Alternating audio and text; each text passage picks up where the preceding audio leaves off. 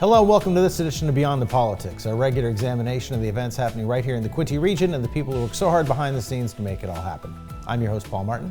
Joining me, frequent guest of the show, Mayor of Quinte West, Jim Harrison. Hi, Paul. Hi, folks. Pleased to be here as a guest, and we want to talk about current activities and let people know just why Quinte West is the best. Thanks, Paul, for the opportunity. And one of the best events that's happening this entire summer, and I have to say, probably all year, certainly the largest, the Quinte International Air Show. Now, it's happening at CFB Trenton, but as the host community, you're intimately involved in the preparations for this event. You're supporting the base. There are things that have to go on with the closure of the road. So, first of all, what has the excitement level been building up to this now, a very short time away later this month? It's very exciting. We had one back in, I think, 2016, 2017, and it was fantastic. And what's happening at this year's show is going to even be bigger and better. And I know we've had several meetings. We've got a couple of committees who meet on a regular basis. And then, of course, our Public Works, our Fire Department, our OPP detachment, and we're all working together to, make sure everything goes well, that people get here, get to see the air show, and have a place to park and a place to view, and also get home safely. So a lot of preparation, a lot of work by all the departments, and I thank everyone. And I know from the ticket sales that it's going to be a buster, a big crowd and a good group to visit the city of Quinte West and the Bay of Quinte region. Now, this is certainly the largest thing that has happened in any community locally. They were talking about 60,000 people each day of the 2 days. The population of Quinte West is? Total 42,000. Yeah. So more than the entire population of the community is going to be in one rather large but corner of it. So what are the things that had to be done? Because, for example, I know they had to shut down Highway 2 in front of the base during that period of time. It's going to be a lot of off-site parking. So in terms of logistics, how does it work? Well, it's just as we've also said, that people sit down and plan how they're going to approach everything. And this is not new for many people because they've done it before. But organizing the shuttle buses, organizing the parking, and encouraging people to get here anyway, but by a car, and a carpool, anything that'll help you and us in terms of handling all the traffic on the roads, and also keeping people safe. So, no, there's been a lot of preparation, a lot of excitement. Yes, in fact, I was in Collingwood last week at a Ontario Police Service Board conference, and I had two people who are number two who are coming to the air show with their families, and some others asked, how can we get tickets? How can we get tickets? Well, I said, go online, as same as everybody else. Yes, it's exciting all over, so thank you. So now, in terms of the parking specifically, so where will the shuttle buses be going to? People can look up all these details, but people might not know, if they're planning to go, what kind of time they should allow themselves to be able to find a parking space, board a shuttle bus, travel to the base. Because really, no one's going to be parking on site, so everyone has to be brought in from somewhere. Yeah, and from what I'm gathering is you need to allow yourself at least 30 minutes of extra time so that you can find your parking spot and be parked and get on the bus to the show. And I can't tell you all the locations, but they're spread out all over the city, and they're certainly will be traveling on a regular basis. So use the shuttle bus services as much as you can, and park your car away from the base as far as you can, and you'll get there and you'll get home, I promise. What's it been like working with everyone at CFB Trenton? This has been a huge undertaking for Colonel Leighton James and everyone else under his command at 8 Wing. But it seems like it's going fairly smoothly. Now, you can't know until the day arrives, but this is a really, especially when you talk about bringing all the people in and out, that's a major operation to be coordinated between the base community and the municipality of Quinte West. I again tell you that Colonel James is a great guy to work with, and he's got staff there as well who are really in tune and understand all the process and the procedures that need to be followed and put in place. So I I know they've worked hard to get where we are today and to get to where we need to be when that air show starts. So there's a development charge increase being considered for new homes, because apparently development charges haven't been adjusted for some time. And of course, the cost of development is going up, and we've been having some issues with infrastructure, which of course has to be paid for from somewhere. So talk about the discussion that's going on for that. Well, yes, development charges will go up, but the fact is that the province has made some significant changes in the rules with respect to development charges, and we don't get the money that is paid in terms of development. We get part of it, or partial amounts. But we still have the infrastructure that we have to repair and rebuild and improve. So, you know, this is a double-edged sword. We increase the charges, the province gets a fair shake out of that, and then of course it hits the developer, and they're saying, well, you know, if you're going to put that kind of a charge on in addition to, we aren't going to be willing to build in Quinte West. So we've got to encourage the provincial and federal government, both levels, to support the infrastructure in local municipalities so that we can continue to live and afford to live where we do. That's what we have to encourage our members, Todd Smith, Ryan Williams, and so on, to do, is to, you know, lobby for more support for infrastructure. And Quinte West is one prime example. I know that Brighton has come out with a figure in terms of their development charges.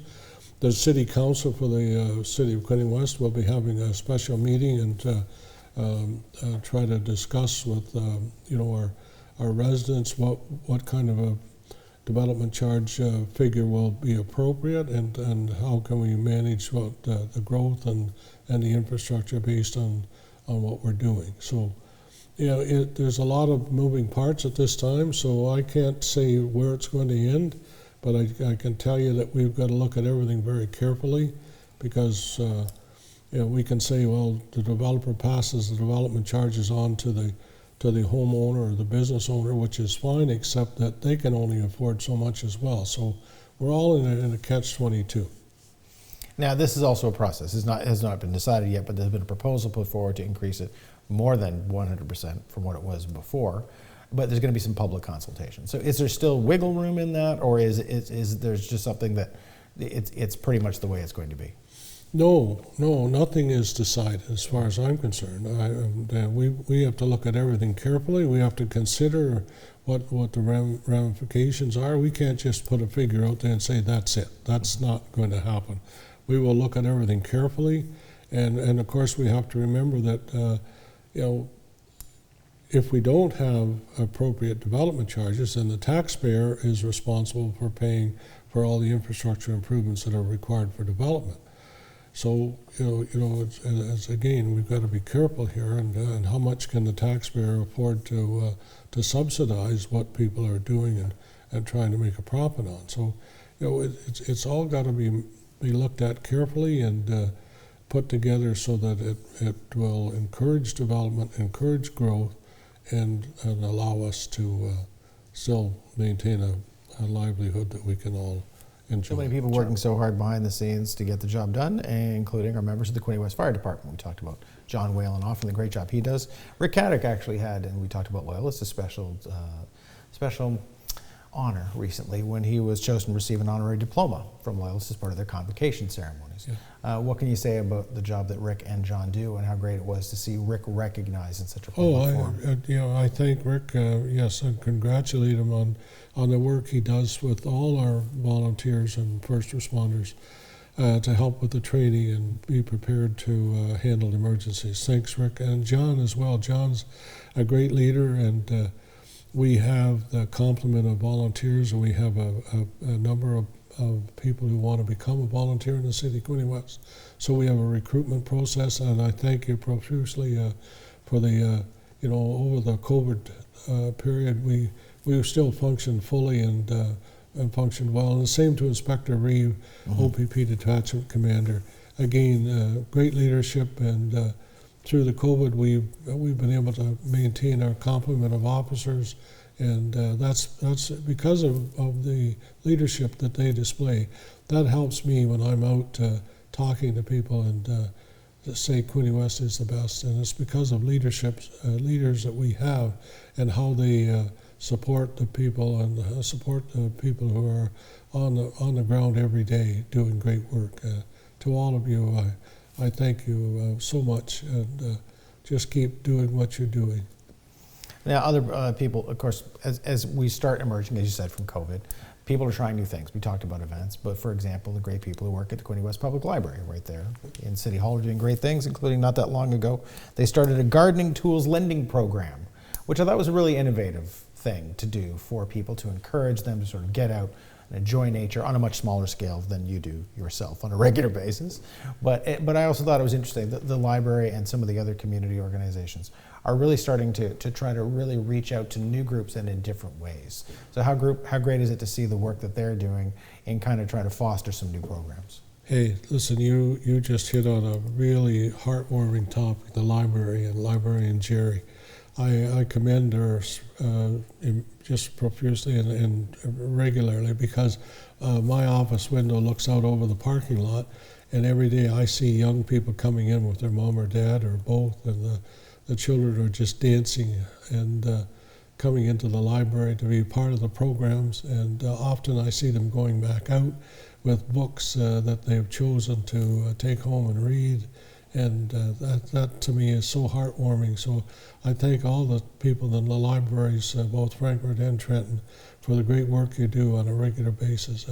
Reading is a big part of our lives, and learn to enjoy it, learn to appreciate it, and of course learn to learn from it. So yeah, I think back when we built City Hall, we almost didn't build a library as a part of it, but I'm glad we did, and I just am a little saddened we didn't make it larger, because I know the space there is often at a, I guess you'd say, in a very difficult position because you don't have enough. But again, thanks. I'm really impressed with the number of young people who come in there to use our library. And other great facilities, for example, we have the RCF Museum, and they just reopened the Quinte Museum of Natural History for the summer as well. So two great facilities, very close together. Museum of Natural History, of course, supported by Research Casting International, and the RCF Museum. Such a great wealth of material on military history, both locally and nationally, and great facilities to visit. Yeah, they are. They are truly a great and a great attraction, a great places to visit. Maybe not quite the same displays, but of course the Museum of Natural History is talking about whales, dinosaurs, you name it, and things that they've been able to build, and it's a fantastic place to visit. It sure is. No two ways about it. Then of course the National Air Force Museum, again, a great place to visit.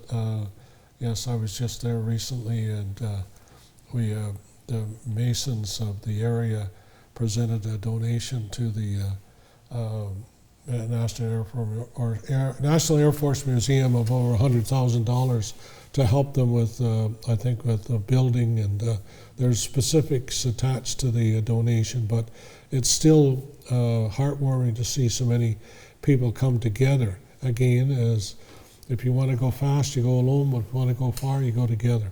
And that was demonstrated on Sunday by the local Masonic clubs and members. And then again, we can mention Trenton Lions Club, 85th anniversary on the weekend as well. Again, a great organization of people who reach out to so many different other organizations to support them and help young people. When I was working in the elementary school system, if I saw a family in need of anything from clothing, boots to eyeglasses, I reached out to the Lions Club, and I know they will support it. So many great organizations to make Quinte West what it is. Thank you for watching Beyond the Politics. Thank you.